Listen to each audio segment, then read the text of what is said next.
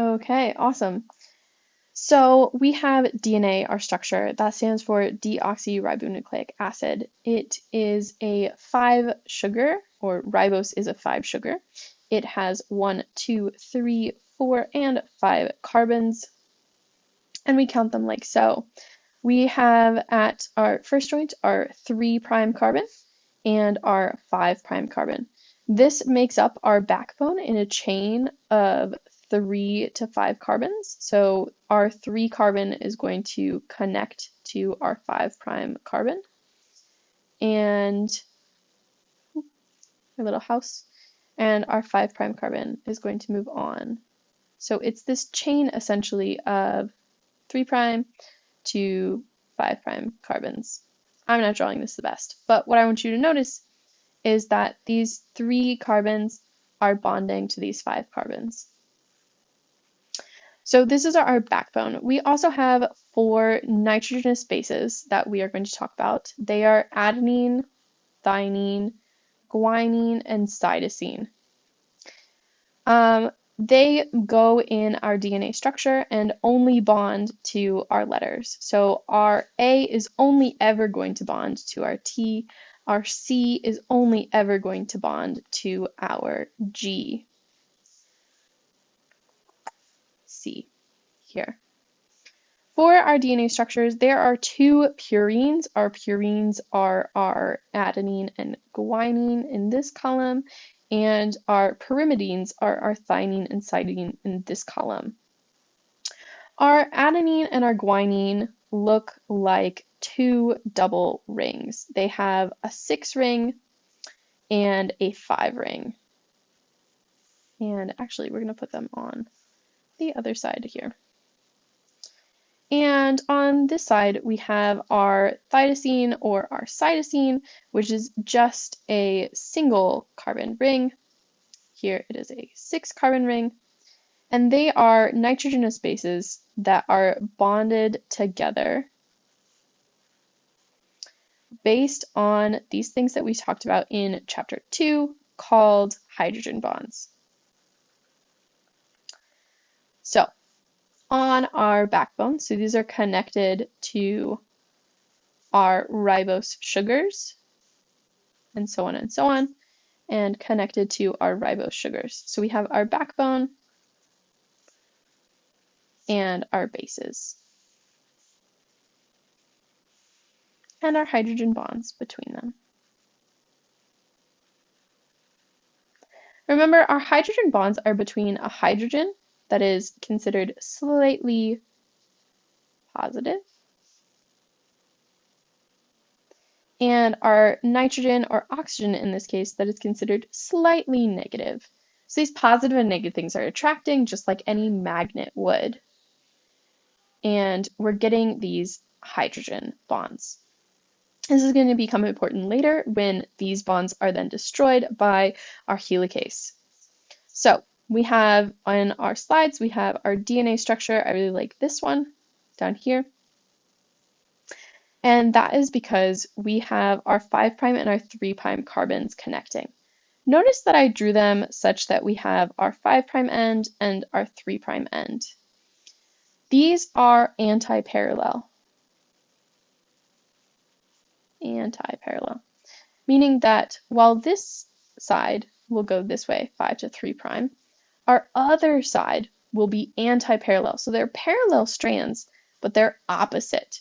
So we have 5' to 3' and 3' up here to 5'. They're opposite of one another. They're going in opposite directions. Another important factor that I think we see here in this slide up here, we have a very beautiful drawing of our DNA that I cannot do as well. And we have things in our DNA called minor and major grooves. This would be over on that left side of the slide. So our minor grooves are things that are slightly smaller, and our major grooves. So our helix is not a perfect double helix. It's going to be a slightly screwy double helix. We have our sugar, our ribose, or deoxyribose, specifically backbone, as we saw here. of our ribose 5 carbon sugars. We then is bonded to our 2 bases that are bonded to each other via hydrogen bonds.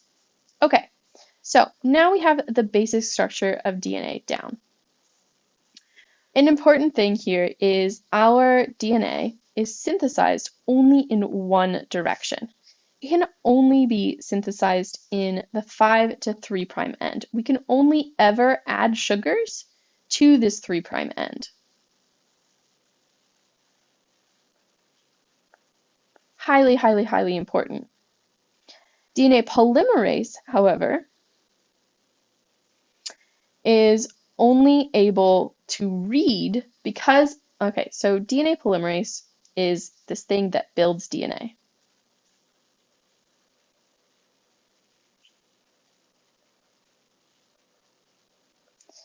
Okay, and we're going to talk more about it later in this lecture. Remember, our strands are anti-parallel, so where we have this 3 down here, we're going to have a 3' up here and a 5' end down here. So our original strand looks 3 to 5, 3 to 5, whereas our reading strand, the strand that we're adding to, that we're building off of, is going to be 5 to 3. So if in exam I asked you, what direction is DNA read? We're going to say that DNA is read 3 to 5, because we're reading the original from 3 to 5, and synthesized from 5 to 3. Okay. DNA replication is semi-conservative. That means that it doesn't take DNA and create an entirely new DNA, and such that we have 2 in the end, 1, 2. It uses each of these strands as something called a template. So what it does is it takes our DNA and opens it up such that it can copy this into 2 new strands. So here in black, we would have our template strands. These would be our strands that our DNA is copying from. And then our strands that are coming in and being created by our enzymes and our proteins. I'm going to explain why I did fragments on the bottom and other ones on the top. So this would be our blue strand, would not be our template strand, it would be our new strand. This is semi-conservative because it conserves 1/2 of the DNA. The original is conserved. That's why it's semi-conservative. If it wasn't conservative at all, it would just replicate a whole new one from no instructions, but it's semi-conservative. Now we get into our DNA replication proteins. Okay, I'm going to make this side a little bit smaller. Here we have our start of our DNA, our double helix with our minor and major grooves, and we have something, I'm going to switch this actually to the other side. Bloop, bloop. Okay, so we have our DNA on the other side. What happens is there's this enzyme that splits this DNA into 2 separate strands. This enzyme is called an unzipping enzyme, and its name is helicase. It unzips our DNA. It only works in this direction, which would be it works towards our 3', 5' end, and on top, the opposite of our 3' end would be our, well, it says 3' over here, so this would be 3 to 5. We're going to do 3 to 5 up top, and 5 to 3 on the bottom.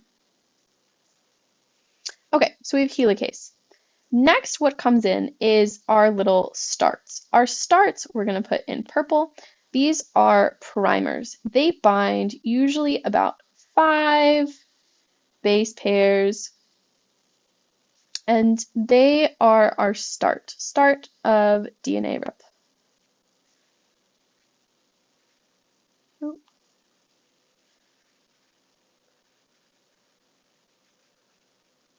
They're a start. They have this anchoring point that we can go on to.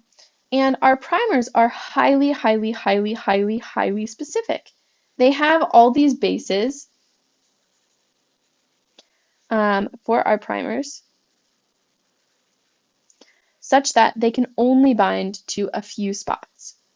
So they are only going to bind here, and that makes us a starting point for the rest of DNA replication. Okay, as we can see in this diagram over here to our left, we have a leading strand and a lagging strand. Our leading strand copies, again, we can only add to the 3' end. So this guy over here, he's going to be adding, if this is his 5' end and this is his 3' end, he can only go this way. Okay, so I'm going to draw him a primer actually over here. Again, this is our 3' end and our 5' end for our template strand. However, our primer has the opposite, remember? So it's anti-parallel. So this would be 3' or 5' to 3' because it's opposite of our template strand. And we only synthesize onto the 3' end as explained here. We add to our 3' end. It's also here. Synthesized 5' to 3'. We're adding to our 3' end. Okay, so we have our primer. I'm going to erase this little primer over here because we don't need it. And we're going to do something that generates DNA. This is our DNA little guy. His name is DNA synthase. He synthesizes DNA. Pretty easy to remember. He takes what we have just floating around, so we have some bases floating around, and he puts them in place for us. We're going to draw that in blue. So as he is able to move along and synthesize DNA, this DNA is synthesized behind him. So we have all this DNA, new DNA being synthesized behind him. So he moves along further. And again, he can only go in this one direction. He can only add things to our 3' end. So he is able to, because our helicase is following this way, he's able to just keep going on and catch up to our helicase. The problem is that this strand on top is located, as we see here, from 3 to 5, not 5 to 3.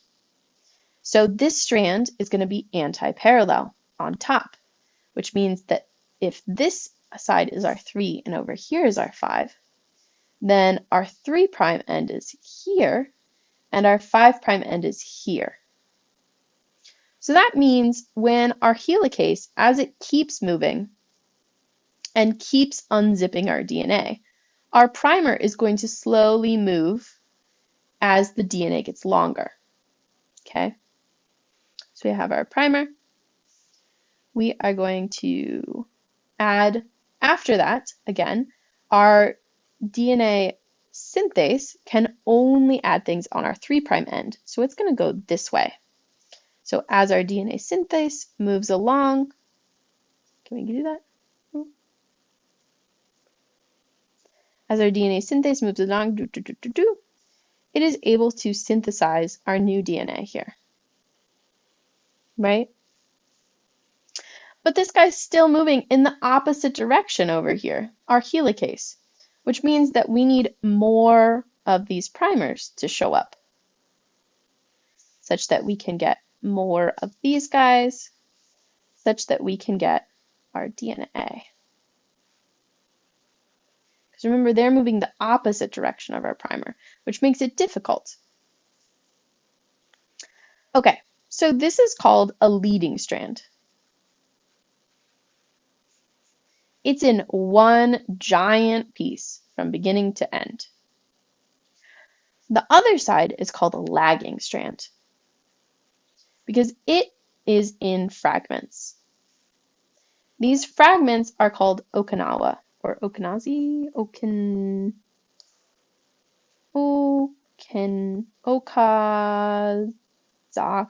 Okazaki fragments.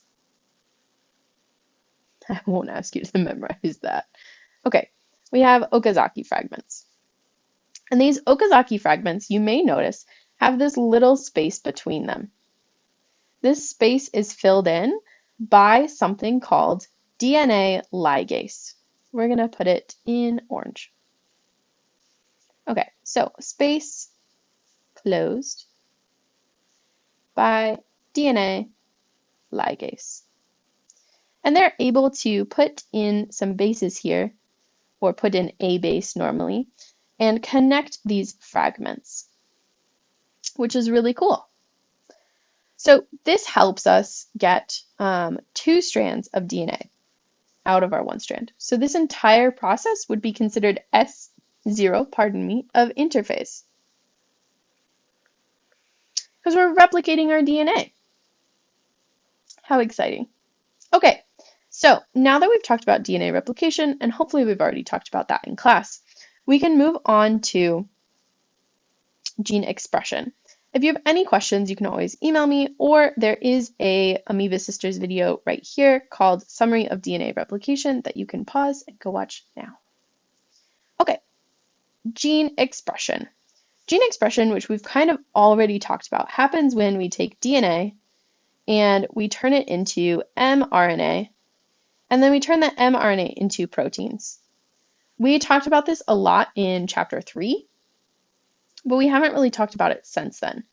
So what we're going to do is explain these different steps. Each step is a little bit different. We have from DNA to mRNA, this would be called transcription. Ooh. Transcription. Whereas from mRNA to proteins is called translation. So if I asked you on a test to do a multiple choice question between what was the name of DNA to mRNA, if it was transcription, translation, interphase, metaphase, you should be able to pick out transcription as the step or the what it's called when DNA gets turned into mRNA. Okay, so let's go through the steps of transcriptions. So transcription, DNA to mRNA. So first, you need to understand a couple of things that should be background information at this point, is that RNA is made with ribose, not deoxyribose, as in DNA. And RNA also uses the base U, not T. Okay? RNA is also only 1 strand, whereas DNA is a double helix. Important, this is from our first test. So we should be really good at that now. Okay, DNA expression, the processing of mRNA. So first thing that you need to understand is that mRNA, there are a couple of different types of RNA. Oh, we're not going to get to that yet. Do we get to that yet? Nope.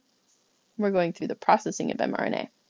Okay, so mRNA replication is very similar to DNA replication. It's essentially what we just had. We had our DNA, we had this little bubble opening up, and instead of copying both sides, we're only going to copy one side, and it's essentially the exact same process. So we have our helicase, we have our primer,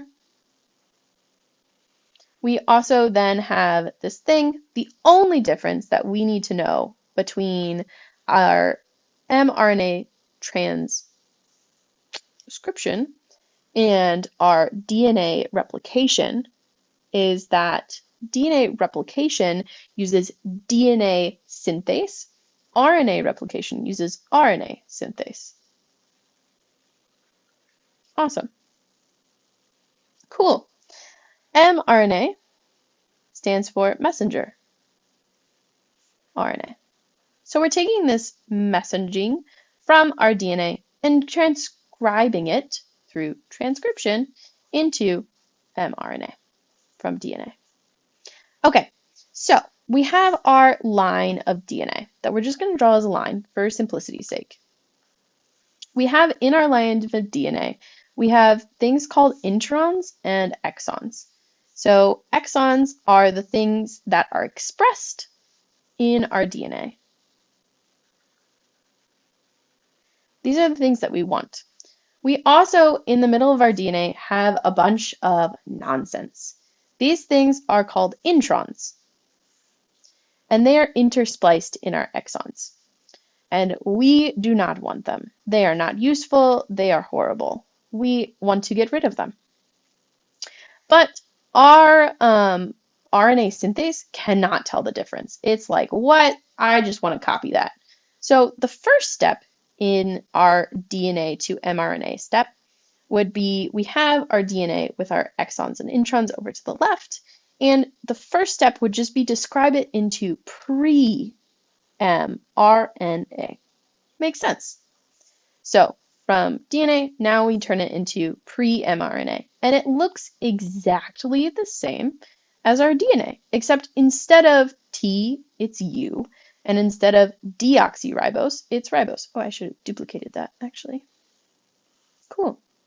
So now it's RNA. Okay.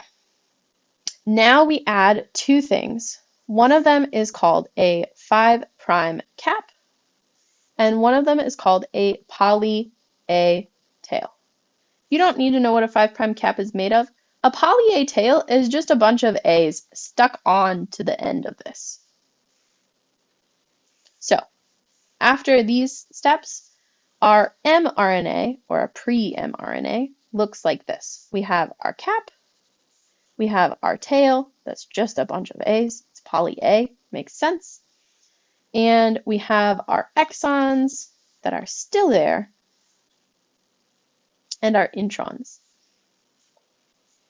and exons. Okay, so now what happens is we don't want these introns. They don't carry any useful genetic information.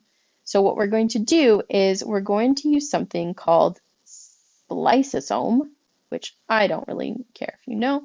I just want you to know that these things, they get taken out. So in our final processing step, we have our cap, our 5' cap, our poly-A tail. On an exam, I could ask you, what end does the poly-A tail go on? You would say 3'. Yay!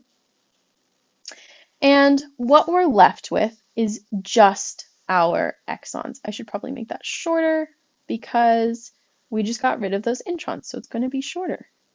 It's only going to involve those things that we just have left.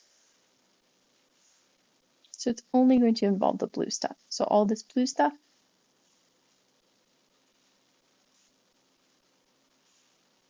and no red stuff, because it got taken out, because those are introns. They're not important. Okay, so now we have our real final mRNA. Super exciting. Yay! mRNA. Mature. We can actually say it's mature mRNA, because up here we called this pre-mRNA. Okay, so we have our mature mRNA. Okay, so we've done this whole step. We've gotten from DNA to mRNA. Check. We did transcription. Now we have to do this next step of the mRNA to our polypeptides, amino acids. So this would be okay. Now, we're going to talk about 3 different types of RNA. We have here on this side over here, we have a reminder on the left side of 3 different types. We have mRNA, which stands for messenger RNA. We also have tRNA, which stands for transfer. We just talked about what messenger RNA looks like. It's up there. Transfer RNA looks as follows. It has 3 base pairs, a stem, and an amino acid.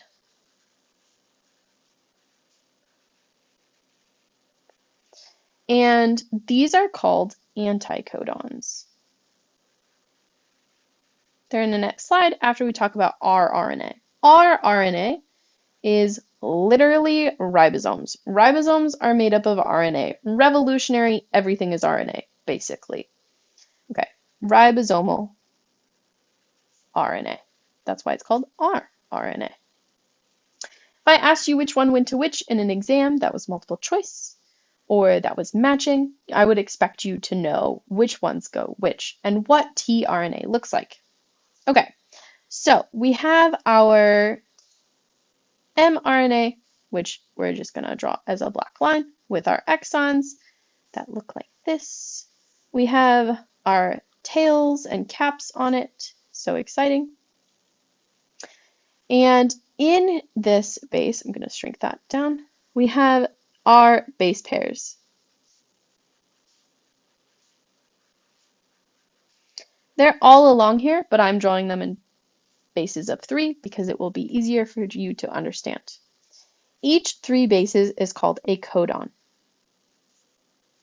and they code for a single amino acid. Remember, our RNA has the bases G, C, A, and U. So this could be GCC, UGA, AGU, UCC, UGC, etc., etc. Our tRNA that we talked about up here has these 3 bases as well, and they match up exactly to our codons. They are called anticodons, however, because they are antiparallel. Remember, this has a 5' cap, a 3' tail. Our bases of tRNA also have a 5' cap and a 3', or don't have a 3, they have a 5 and 3' end. Okay? So that means that they're going to match up antiparallel. So this guy right here is going to have the letters, instead of UGA, U goes with A, G goes with C, and A goes with U. So this would be our tRNA for this. And each of these 3 letters codes for a specific amino acid. Okay, so this is how they match up. The person or the thing that does this is the small ribosomal subunit, which means that, or the large and small ribosomal subunit. So we also talked about rRNA, which is this thing that binds. Our small subunit binds first, and then our big subunit.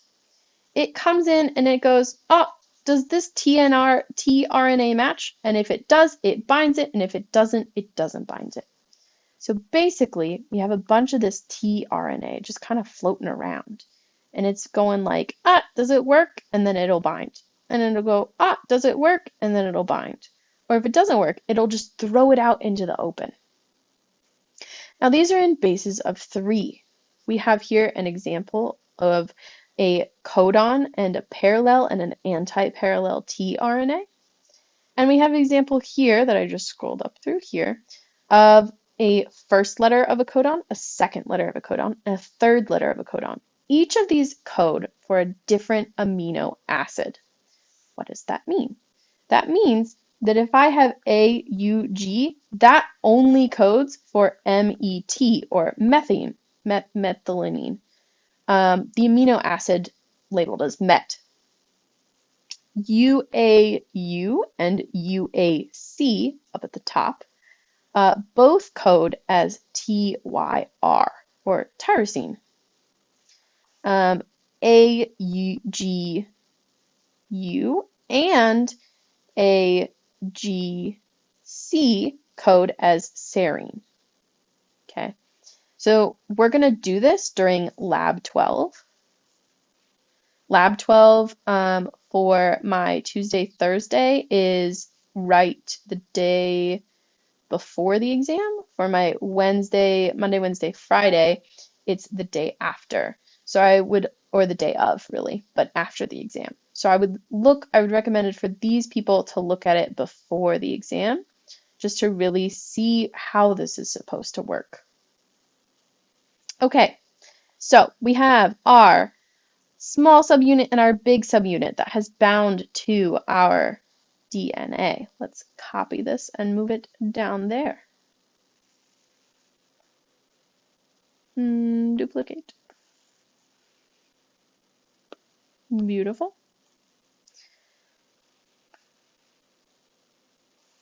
Okay, so our small subunit binds first, our big subunit binds second, and there are three parts. The first is super easy. It's called initiation. It starts with a start codon. If we look at our three groups over here, we only have one green AUG met. That is our start codon. Every single mRNA and protein is going to start with a start codon, and that start codon is AUG. Always, always, always, always. You should know that the start codon is always AUG. Always, always, always. Okay, so we have step 1. Step 2 is going to be our elongation. So this is going to be adding tRNAs such that we have something that happens here as our ribosomal subunits move along.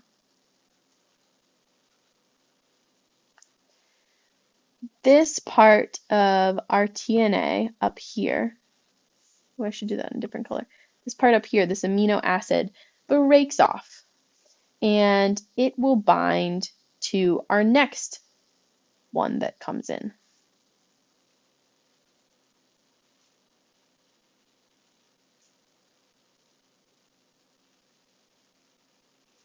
Until what we get is kind of like a chain. This is going to be our elongation step. So if I copy this, let's go like that. Down here, what we can see happen is get rid of all of that.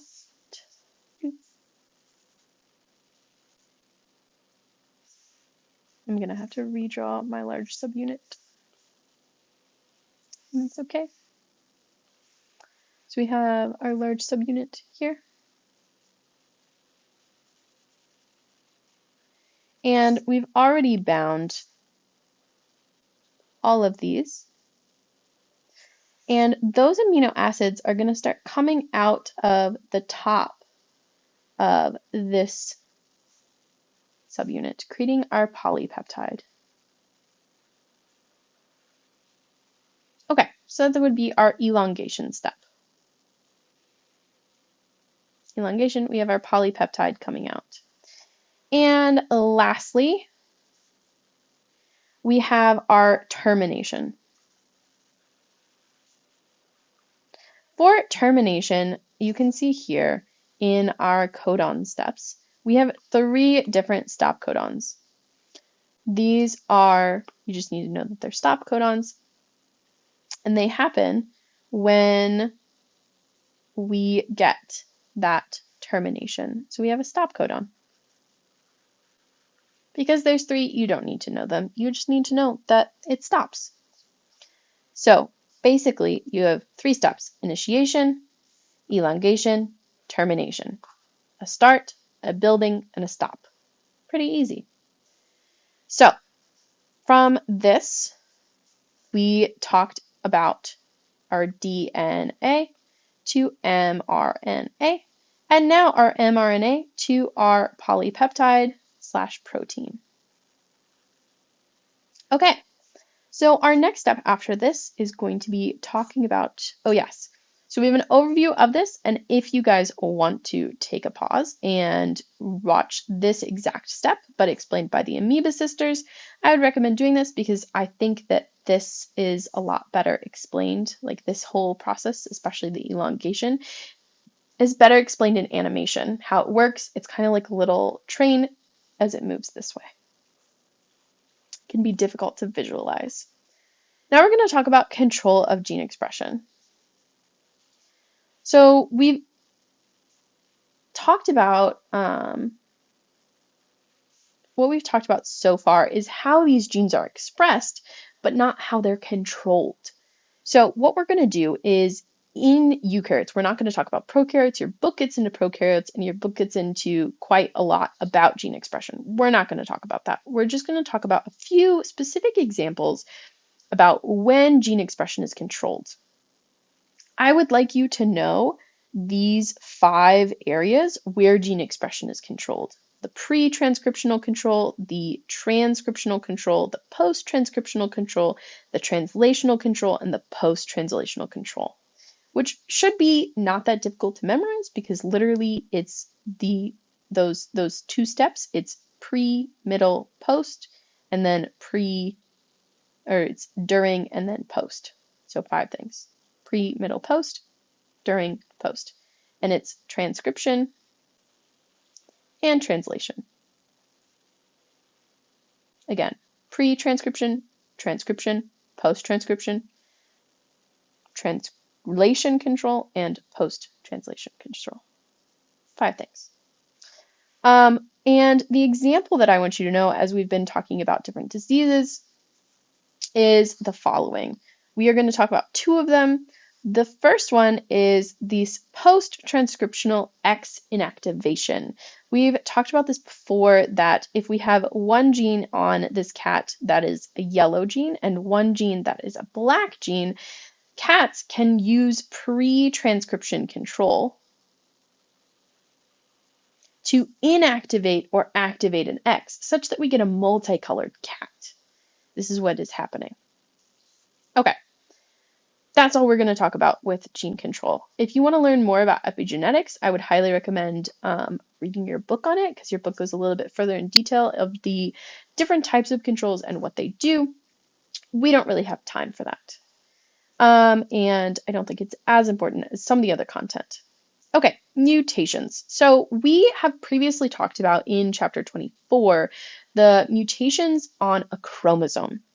Now what we're going to talk about is mutations of singular base pairs. It's important to keep them straight because if on an exam I ask you for an example of chromosomal mutations, such as deletion or the other ones were inversion or a duplication, those things are going to be different than these type of mutations. So in total, there are 3 types of mutations for bases. First of all, there's substitution, where we have, for example, a G, a C, a C.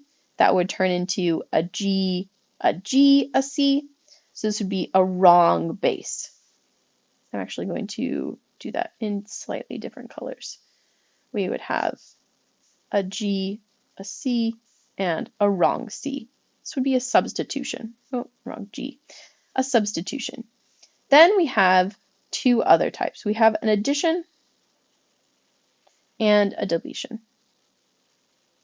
These can cause serious problems because if we have 3 base pairs, a G, a CC, and then an A, a GC, or a GCC, a GC, we're just going to use the same thing. This is going to go to an addition would be something like GGC and then CAGC.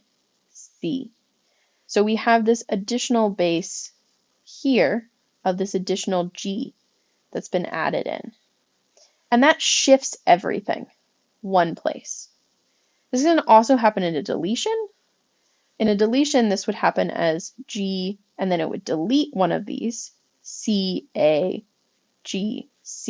So we're missing one of our 6 letters. Here we're adding one, here we're deleting one. Addition, deletion. Easy. Okay, these cause something because they shift the entire genomic sequence, they are called frame shift mutation. They shift the entire frame of reference. Here we have an extra letter at the end because everything is shifted by one here. Here we are missing a letter at the end because everything is shifted by one. And if we look at our table, this is seriously going to have massive effects. When we look at GGC, that's not necessarily going to be as different as just GCC. But this first letter change, an A to a C, if we look at it here, an A to a C. So we have A, G, C, A, G, C. AGC is serine, but CAG, CAG is GLN. I don't remember what that amino acid is. But the point is that it's a completely different amino acid than was there previously. This means that any polypeptide that is built with this mutation is not going to work. This means that any enzyme, any protein, they're not going to work at all because of this small mutation is going to cause them to become non-functional. Okay, so we just talked about frame shift mutations. Now we're going to talk about silent mutations. Silent mutations and all other mutations that we're going to talk about are substitution mutations. Silent. Silent mutations are when it doesn't change what the codons code for. For example, if we have a codon that codes for UAU and that gets changed to UAC, both of these things actually code for thymidine. I believe it is thymidine. Ooh, it might be something different because we have THR as well. Okay, well, they code for the exact same amino acid. That means that it's silent. It doesn't actually change anything. Next, we have a nonsense mutation. A nonsense mutation changes something to a stop codon. So first we would have something like UGU, and it could change to UGA. UGA is a stop codon. So it's going to stop everything in its tracks. It's going to stop prematurely. It's going to create a shortened protein or a shortened enzyme, and it's also going to lose function. Our last type of substitution mutation is called a missense mutation.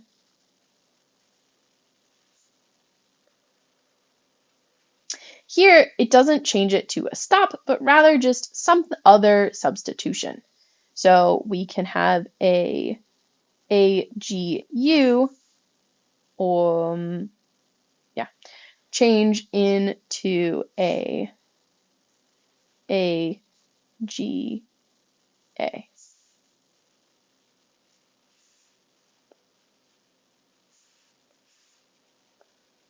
which changes a serine into an arginine. Okay, that would be a missense. It changes bases,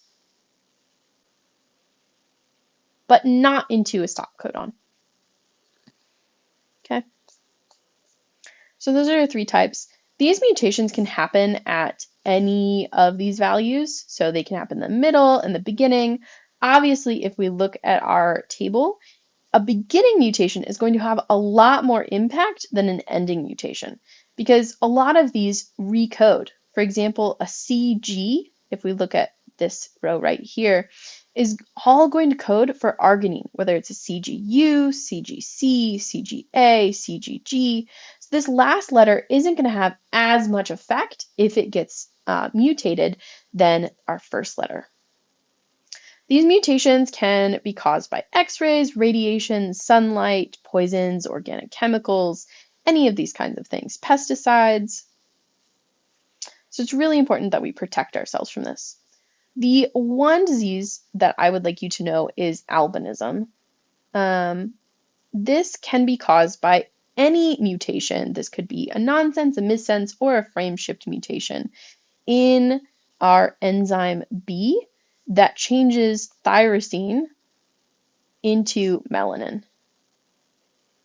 Without this enzyme, this process can't happen, and so no melanin is produced anywhere in the body. And the last thing we're going to talk about is tumors. So we've already talked about, actually it might not be the last thing, because we also want to talk a little bit about, we're not going to talk about it. We're not going to talk about mRNA vaccines. Tumors. We already talked a little bit about oncogenes, proto-oncogenes. This chapter in the Smart Books reviews that. What you need to know, again, is that these two here are metastasizing tumors or malignant. They're able to travel through the bloodstream that we see here to other places in the body. Let's write that in black.